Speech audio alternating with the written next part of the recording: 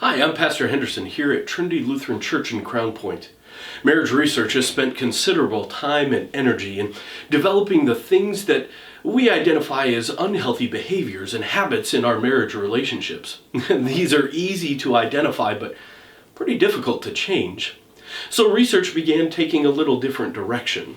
In fact, they started looking at the healthy and happy relationships that we see in research and tried to determine what traits and characteristics we see in those relationships. And what research found was a set of healthy habits that we could put into place in our relationships so that they would grow stronger, closer, and deeper.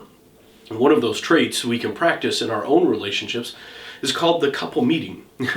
Now hear me out, I hate meetings as much as the next guy, maybe even more than the next guy, but this meeting is different. In fact, it's a meeting I hate to miss in my own marriage.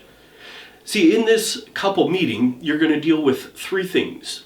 You're going to deal with conflict, scheduling, and budgeting.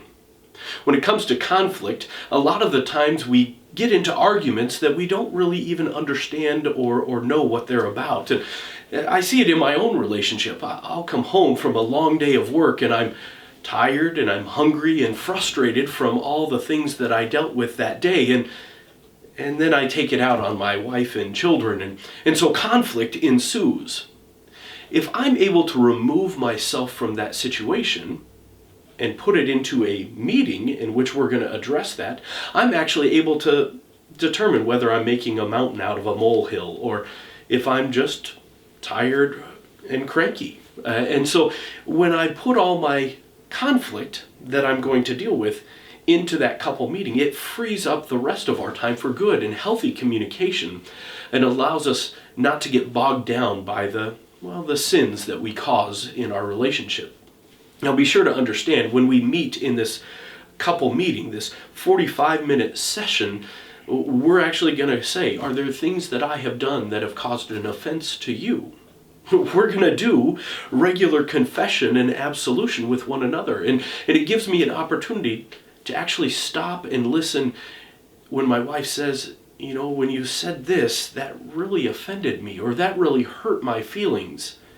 I have to really understand the hurt that I've caused. And then once I understand that, I'm then able and in a position to say, will you please forgive me for the hurt that I've caused? Because I understand it. And she's going to be in a position where she can extend that forgiveness so that we can move on in our relationship. The second thing that we're going to talk about in that couple meeting is our scheduling. With our hurried schedules and lives, it's important that we have an expectation, that we understand where we're each going to be and what activities we're going to participate in. And when we make those decisions together and we understand them together, it's more likely that we're going to be on the same page and it's not going to cause conflict within our relationship. And the same is true when it comes to our finances. If we stop in that couple meeting and we actually plan out our finances, how we're going to use the blessings that God pours out into our lives, we're better in a position to not second guess one another. When we sit down and talk about our budget, I don't have to question when my wife comes home with shopping bags, because we've already talked about what expenses we're going to have. And she doesn't have to question when I come home with my shopping bags and, well, what did you buy this week? Instead, we've already planned that out. Here at Trinity, we ask everybody to participate in Financial Peace University, not because it's the gospel, but because it gives everybody a consistent framework, foundation, and terminology for how they're going to plan, how they get to use the blessings God has given them. When we put all of our conflict into this 45-minute meeting that we have once, maybe twice a week, it frees us up for the rest of our time to be able to grow together and enjoy the actual friendship that brought us to this place in the first place.